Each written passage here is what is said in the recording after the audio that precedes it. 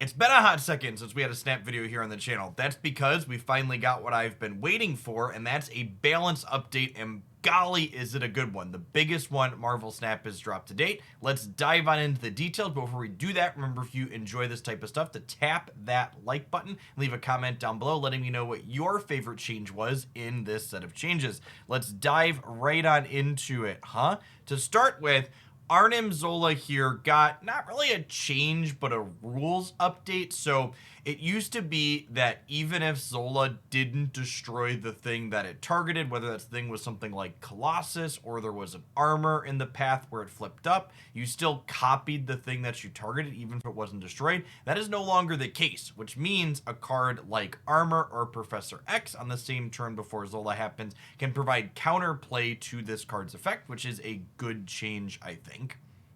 Baron Mordor, still a 2 mana 3 power card, but now sets the cost of the thing and makes your opponent draw to 6. I know it seems like giving your opponent an extra card, even if it costs 6, still isn't very good. But I think this is actually an interesting spot to put Mordor in. You know, think of decks like Cerebro or Mr. Negative or other decks that have that one key card. If you tag one of their key cards and set it to 6, it's effectively like they never got to draw it in a lot of situations. And more importantly, it takes up space in their hand being a 6-drop. And a lot of decks really care about having room to draw extra cards or generate cards, and having what's effectively a dud in their hand set to 6 could be meaningful. This is a card that could potentially see play now, I think.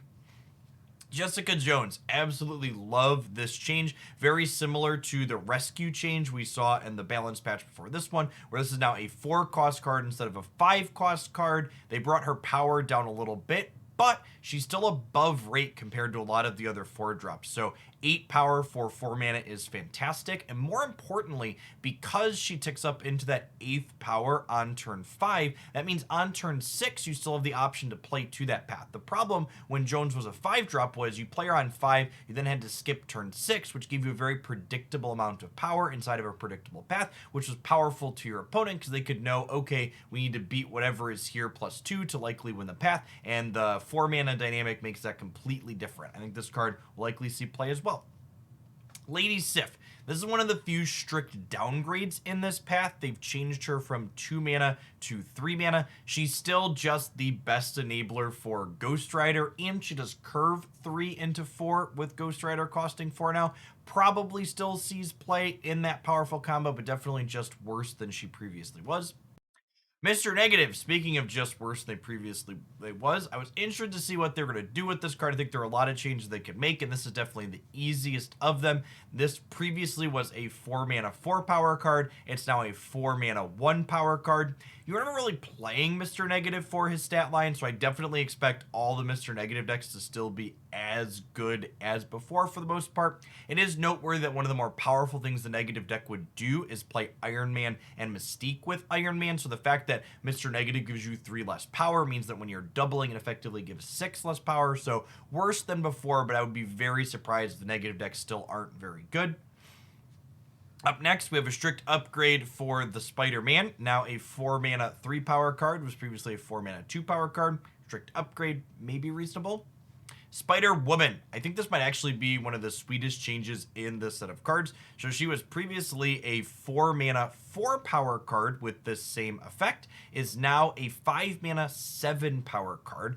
I think this change is a big deal because Spider-Woman is a card that you kind of want to wait to play anyways, because ideally you want to play her out into a path where there's 3 or 4 things. And now if you play this 5-drop into a path with 4 things, you're getting 11 power worth of stats effectively, or more if there's something like Iron Man for just 5 resources, which is a pretty good rate overall. I expect this card to start seeing more regular play for sure. Thor. Really powerful change on this card. So previously a 4 mana 6 power card, now a 3 mana 4 power card, which is in line with stat to mana. But the more important thing here is getting to play Thor a turn earlier means you have an entire extra draw to get that Mjolnir back out of your deck to make this bigger. And if you Mjolnir your Thor, it's still +6 power for a total of 10 power on your 3-drop, which is honestly incredible. This card seems fantastic now.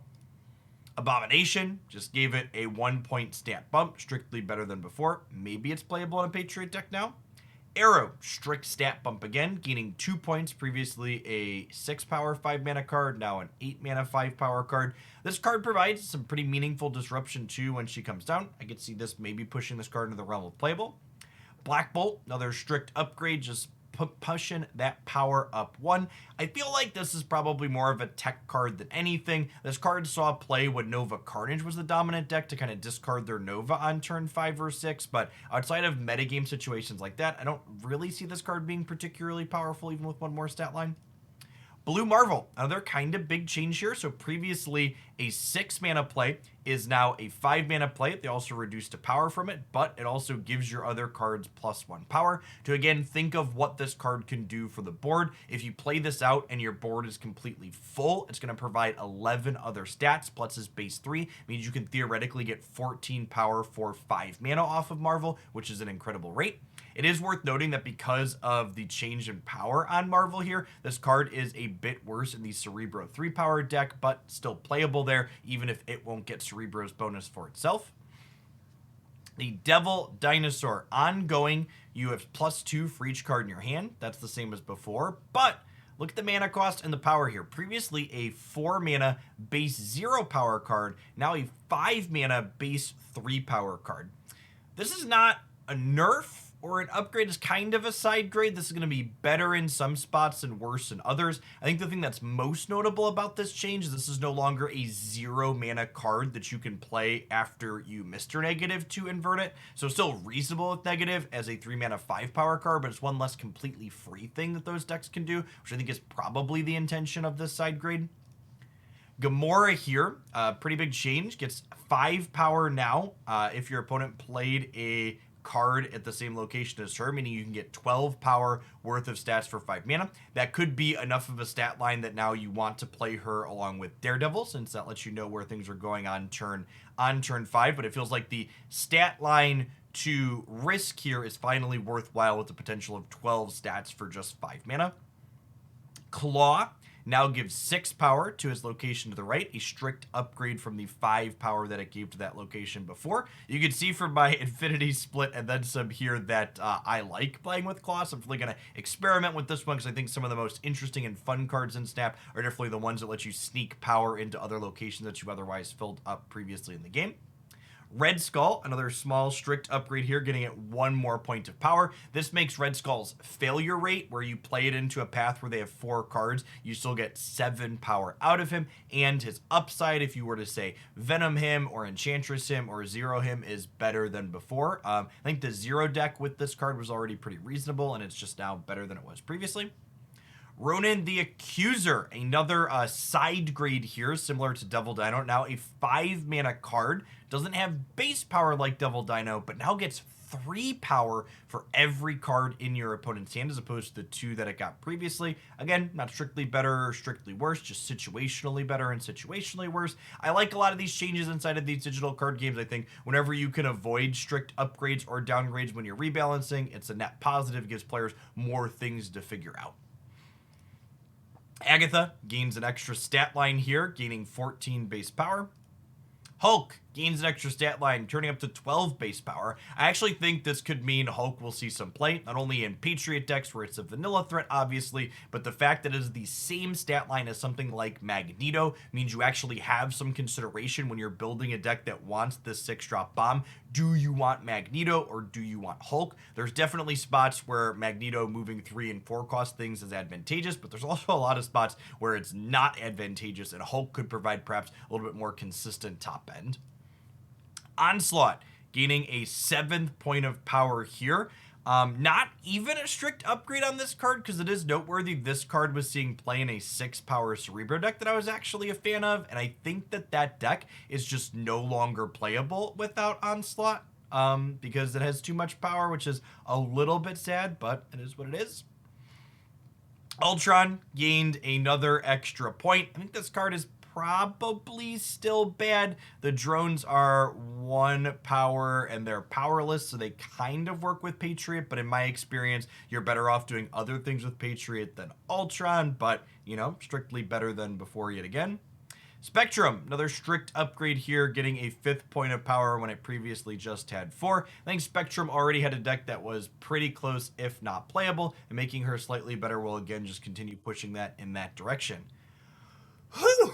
That was a lot of changes. I'm not surprised, and I'm happy to see this volume of changes. I feel like they really want to try and get things into a state where the most cards possible are playable as we head on into the full open beta on October 18th, less than a month from now. The second dinner folks have hinted that we will see another patch or two between now and then. If you have some sweet deck ideas for any of these card changes, I'd love to know in the comments down below. I'm going to be looking for things to play. Also, make sure you're subscribed to this channel if you don't want to miss any Marvel Snap stuff. I'm also doing some Marvel Snap live streams here as well, so if you turn on notifications for the channel, you'll make sure you won't miss any of those. Appreciate everyone that watches as always, and I'm looking forward to resuming deck highlights and other stuff here a few days a week now that we finally have a fantastic looking balance patch.